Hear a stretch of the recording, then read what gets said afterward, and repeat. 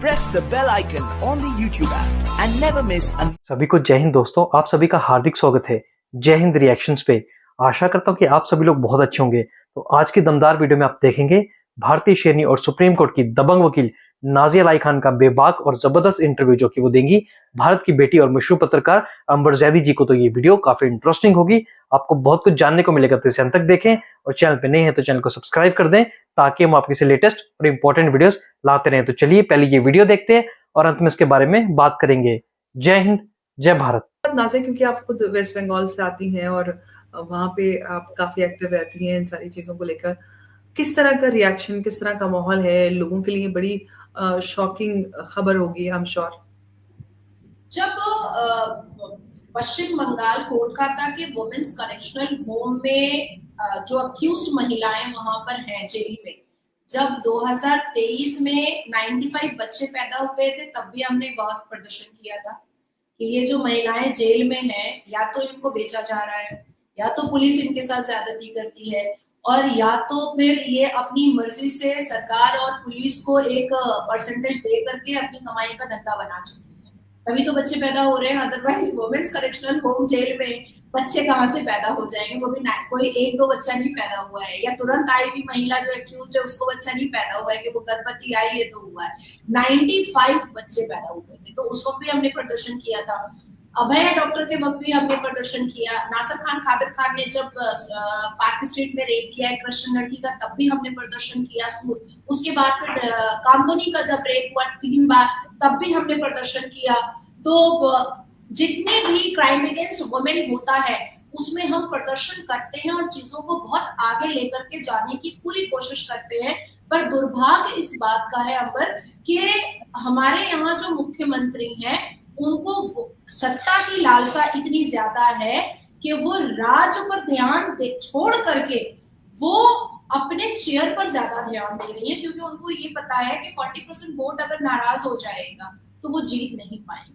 ये सबसे बड़ा हम लोगों का दुर्भाग्य है, विडंबना है कि हम इसको डिकोड नहीं कर पा रहे हैं। अब आप सोचो कि अभी हमने ऑपरेशन सिंदूर के माध्यम में जब हमने देखा कि 5 लाख से ऊपर पाकिस्तान की बुलबुलें यहाँ पर आकर के बैठी हुई थी और अपना पूरा कुंबा और खानदान बना करके बैठी हुई थी और कैमरे के सामने चीख चीख कर कह रही हैं कि अरे मेरा शौहर तो पाकिस्तान में बॉर्डर पर खड़ा है, मैं क्यों ना जाऊंगी वहां पर, मैं 20 साल से वहां पर शादी करके बैठी हुई हूँ, हाँ मुझे नागरिकता वहां की नहीं मिली है लेकिन मैं तो जरूर जाऊं, बोल रही थी ना।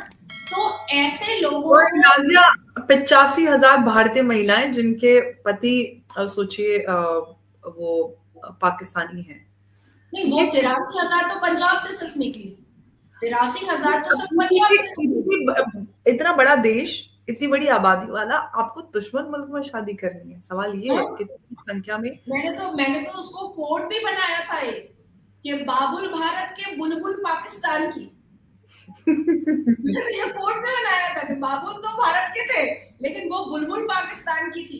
तो ऐसे सिचुएशन के बावजूद भी अब भी अगर असदुद्दीन अवैसी हो या हमारे ममता बनर्जी हो या अखिलेश यादव हो, अगर ये अब भी एनआरसी का विरोध करते हैं तो मुझे ऐसा लगता है कि इनसे बड़ा देश का दुश्मन, इनसे बड़ा देश विरोधी कोई नहीं हो सकता, कोई भी नहीं हो सकता है। देखिए, मुझे ऐसा लगता है कि बाहर से लड़ना फिर भी आसान होता है, अपने घर के भीतर लड़ना बहुत टफ होता है, बहुत टफ। एब्सोल्युटली।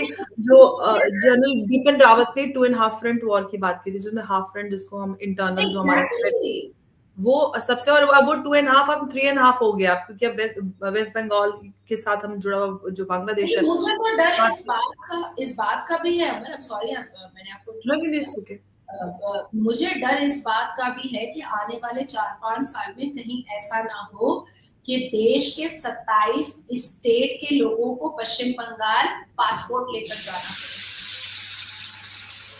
ये भी हो सकता है। ममता दीदी इस तरह के स्टेटमेंट्स दे चुकी, उनके मुंह से निकल ही जाता है ना, वो अपने आप को एक देश समझते हैं। अच्छा, दूसरी चीज है कि मैं इस बात को बहुत अच्छे से और भीतर से जानती हूँ कि ममता बनर्जी के सामने अगर शेख हसीना जैसा कोई दृश्य आ जाए तो उनके पास भागने की कोई जगह नहीं है। शेख हसीना के पास तो भागने की जगह थी, वो तो कट्टर हिंदू और कट्टर सनातनी मोदी के पास आ गई और उन्होंने अपने अपने इनर गारमेंट तो नहीं बचा पाए, ब्रा चड्डी तो हवा में लहर ही गए, उनके साइज तो मुसलमानों ने दिखाई दिए पूरी दुनिया को, लेकिन कम से कम वो अपनी आबरू तो बचा पाए, वो अपनी इज्जत तो बचा पाए। क्योंकि जिहाद के नाम पर 6 मिल जाए, 62 मिल जाए, 70 मिल जाए, कोई भी एज मिल जाए, भाई हमने तो ब्रेक करना ही है। हम इस्लाम के जस्टिफिकेशन में तो 6 को भी कर देंगे, 65 को भी कर देंगे, 72 को भी कर देंगे। तो ऐसे सिचुएशन में हमारे मुख्यमंत्री ममता बनर्जी जाएंगी कहाँ, कौन से देश में जाएंगी, कहाँ आसरा लेंगी? तो क्योंकि जिस हिसाब से डेमोग्राफिकल चेंजेस पश्चिम बंगाल में हो रहे हैं, ये बर्बादी और तबाही की तरफ पश्चिम बंगाल जा रहा है। अब आपने दूसरी बात कही, एक पाकिस्तान का भी आपने जिक्र किया था, तो मैंने आपको बताया कि ये तो पहले से चल रहा है, जिसकी वजह से बलोच नाराज है, खैबर पख्तूनख्वा नाराज है, सिंध प्रोवांस नाराज है, अपने जो रिलेटिव्स हैं, रिश्तेदार हैं, उनके शव को मांग रहा है। अब आती है बात कि अभी कल की बात है कि शहबाज शरीफ ने जनवरी के वक्त में अपने पार्लियामेंट के द्वारा एक बात उठाया था कि माइनर बच्चियों का निकाह नहीं होगा। एंड यू कांट इमेजिन, पता है क्या हुआ है? पाकिस्तान के जितने भी मौलवी मुल्ला है वो रोड पर आ गए, प्रदर्शन कर रहे हैं कि ये बिल वापस लेना पड़ेगा, ये बिल वापस लेना पड़ेगा। आप हमें रोक नहीं सकते हैं, ये हमारा सुन्नत है।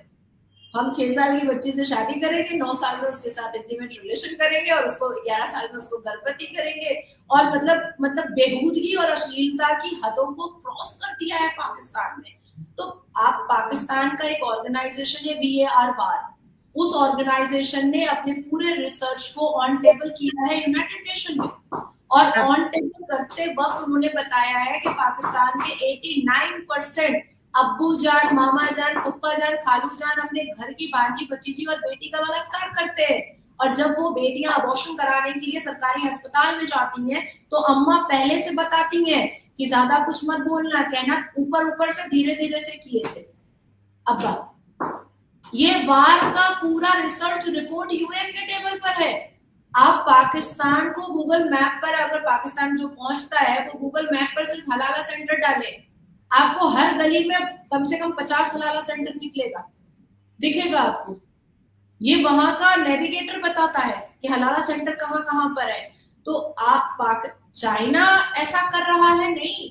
इस्लामिक देश पाकिस्तान जो सूम सलावात पर चलता है, जो सुन्नत रसूल पर चलने की कसम खा करके अपना देश बनाया था, और अभी ऑपरेशन सिंदूर के ड्यूरेशन में पाकिस्तान के एक मौलाना मेंबर ऑफ पार्लियामेंट ने खड़े हो करके अपने संसद में कहा कि पाकिस्तान इतना पाक मुकद्दस जगह है कि इंग्लैंड में प्रॉफिट मोहम्मद सल्लल्लाहु अलैहि वसल्लम मोहम्मद अली जिन्ना से मिलने गए थे, और उन्होंने मोहम्मद अली जिन्ना को बताया कि जाओ और जाकर के पाकिस्तान की हिफाजत करो। अब आप सोचो, और वहां ये सब नंगा नाच हो रहा है। So I think, as per my thinking, as per my opinion, as per my personal perception, China जो कर रहा है वो ठीक कर रहा है, क्योंकि एक भी अगर मुसलमान। दोस्तों, आशा करता हूं कि वीडियो को आपने अंत तक देखा होगा और हिंदुस्तानी शेरनी नाजिया अलाई खान का ये दमदार रिएक्शन आपको काफी पसंद आएगा, जहां पे आपने देखा नाजिया खान ने पाकिस्तान से लेकर मजहब के ठेकेदारों की पोल खोल के रख दी। तो वीडियो अगर आपको पसंद आई है, इसे लाइक और शेयर जरूर कर दें, और अपने विचार हमें कमेंट सेक्शन में लिखकर जरूर बताएं। और एक बार फिर चैनल पे नए हैं तो चैनल को सब्सक्राइब कर दें। तो चलिए फिर मिलेंगे ऐसी किसी इंटरेस्टिंग और दमदार वीडियो में, तब तक अपना ध्यान रखिए। जय हिंद, जय भारत।